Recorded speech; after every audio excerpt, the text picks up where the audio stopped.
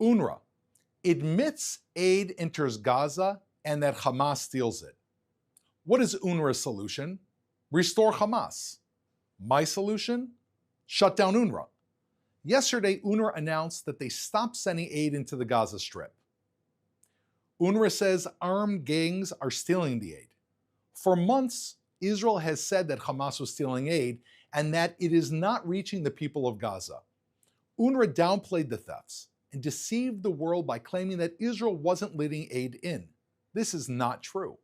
Just recently, 100 trucks were sent into Gaza from Israel, but only 11 made it in. Where were those other 89 trucks? They did not make it in because armed guards attacked the first 11 trucks and stole the aid. UNRWA claims the only way to stop aid theft in Gaza is to end the war, allowing Hamas to remain in power. But the truth is clear. Hamas is exploiting the situation to profit from stolen aid, holding it in warehouses while Gazans go hungry. Hamas isn't only stealing aid, they're selling it for hundreds of millions of shekels, turning a humanitarian crisis into a money-making scheme. UNRWA is demanding an end to the war, effectively ensuring Hamas's grip on power continues. Now we might ask ourselves, why would UNRWA want Hamas to rule Gaza? It's very simple. Because UNRWA is thoroughly compromised by Hamas. UNRWA has thousands of Hamas members on its payroll. UNRWA members were directly involved in October 7th, as has been proved by Israel, and even admitted by UNRWA itself. This is UNRWA's plan. Hamas steals, they blame Israel and put pressure on Israel to end the war, and then they can restore Hamas. Anyone concerned about the welfare of Gazans should demand defund UNRWA and replace it with a real aid agency. On another note, we should all be very concerned about a troubling development in the north of Israel.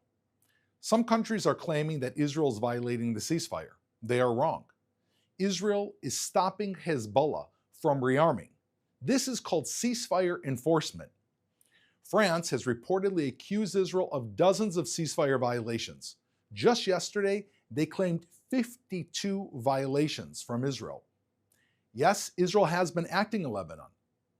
Israel bombed multiple Hezbollah rocket launchers while they were being set up in a violation of the peace treaty to shoot rockets at Israel. Israel struck Hezbollah smuggling weapons from Syria.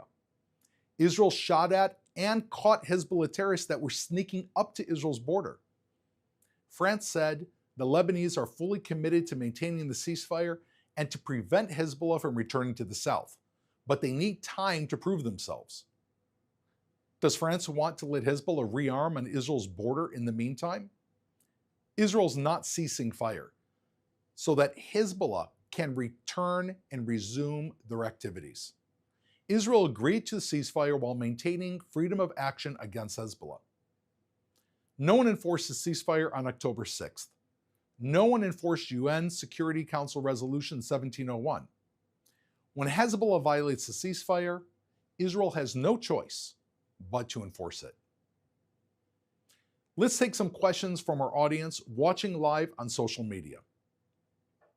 Thank you, Doron. Our first question comes from Instagram. The IDF has just published a statement confirming that it carried out several strikes in Lebanon in the past day, including in the Bekaa Valley on the Lebanon-Syria border. Do these strikes line up with what you're saying about Israel's willingness to enforce the terms of the ceasefire? Israel, of course, has to actively be diligent in preventing any attack on our citizens. In violation of the ceasefire, Hezbollah has been arming and carrying out terror actions in all of the places you named, and Israel has the freedom of action to stop them. Now, we had hoped when we agreed to the ceasefire, we wouldn't have to act there, that the Lebanese army, the French government, the UNIFIL, all of these watchdog agencies would stop them. But apparently, they're inept. And if we see someone that is arming a rocket, ready to shoot on a home in Israel, we have said we are committed to and we will take it out. Every instance you just mentioned, that is this case, and we've been completely transparent. We're saying to the world, Hezbollah is violating the agreement. We are taking care of it. We don't want to. We want the parties to the agreement to take care of it themselves. This is a question from Jerry on YouTube, who is asking, may we see a situation where the IDF takes charge of aid deliveries in Gaza? Look, Gaza is an area that is full of humanitarian agencies that are supposed to be acting on behalf of the Gazan people. They are getting billions of dollars of aid from United States taxpayers, European taxpayers, and people around the world so that hopefully the Gazan people can receive the aid they want. Instead of asking Israel to come in and take care of the situation that they should be doing, we should be demanding that these aid agencies either step up to the task or leave Gaza and put in an aid agency that is capable of doing so.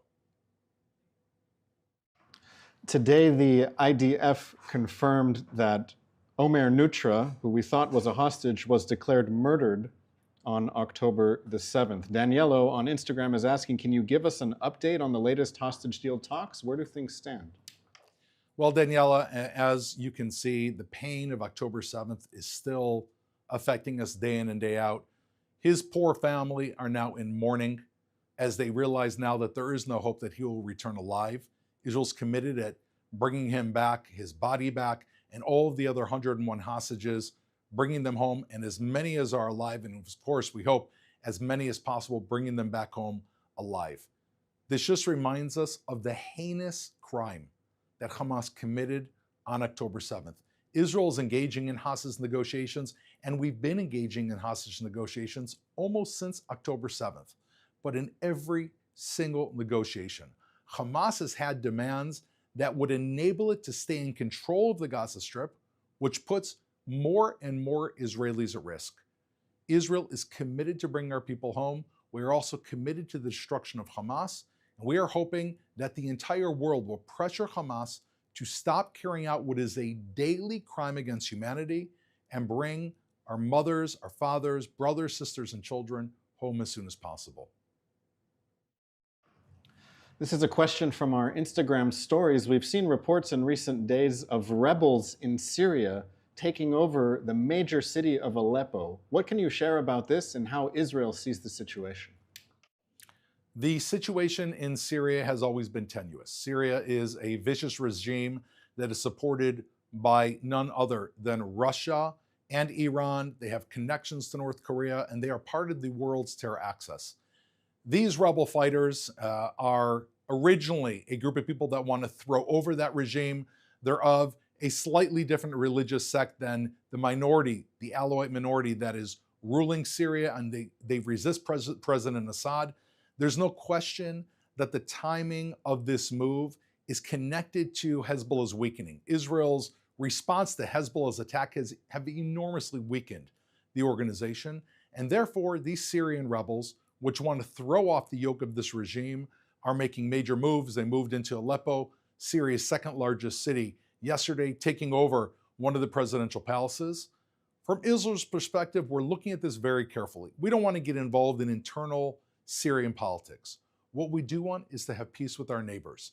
It is clear that Assad is an actor on behalf of the axis of evil, and the world should be concerned about this axis of evil and understand that Syria is just one more component. Israel just happens to be on the border, but those same people want to target the United States and Europe. Therefore, this is a world problem. We are looking at it very, very carefully. This is our final question today, and the question is, what are you looking toward in the next month, 2 months? What are you paying attention to on all of the 7 fronts that will give us maybe some glimmer of hope that this war is coming to an end? Well, first of all, I think we can have a lot of hope in that while Israel suffered a horrific blow on October 7, 2023 with the loss of 1,200 civilians, and Iran seeing that as an opportunity to try to destroy Israel on 7 fronts, Israel's not going anywhere. We have reasserted our deterrence in the entire region. We have responded and, to a large degree, deconstructed Hezbollah and pushed them beyond the Litani River. We've hit more than 80% of their weapons piles and killed thousands of their terrorists. Hamas, their force has been reduced to maybe 1/5 of its original size. They're hiding as guerrilla units that are still operating in Gaza, but we've reduced Hamas. And at the same time, our other enemies, such as in Yemen, they also know that Israel would respond. We've issued crippling responses, not to mention Iran. the major source of evil, the head of the octopus. Israel has hit Iran, completely disabling a lot of their anti-aircraft launchers, leaving them open for attack if they should try to attack Israel for our response. I think that we can gain an enormous amount of hope in the fact that the state of Israel is not only here, we are more unified than we were before, and we have reasserted our deterrence on our borders. We need to do more of this. We need to bring our hostages home and make sure that these evil regimes cannot put Israeli people at risk. Our residents of the South and our residents of the North can come home safely. When we light the Hanukkah menorah in just 2 weeks, we want that light not only to be for the people in their homes, but all of our hostages and all the people of Israel, Jews and Gentiles throughout the world. Thank you for watching. We'd also like to remind you, tomorrow is Giving Tuesday. To help support our mission, please visit our website or go to the Giving Tuesday link across our social media. That's all we have time for. Thank you for tuning in. We'll be back tomorrow at 3 p.m. Israel time, 8 a.m. East Coast time. Have a good and safe day.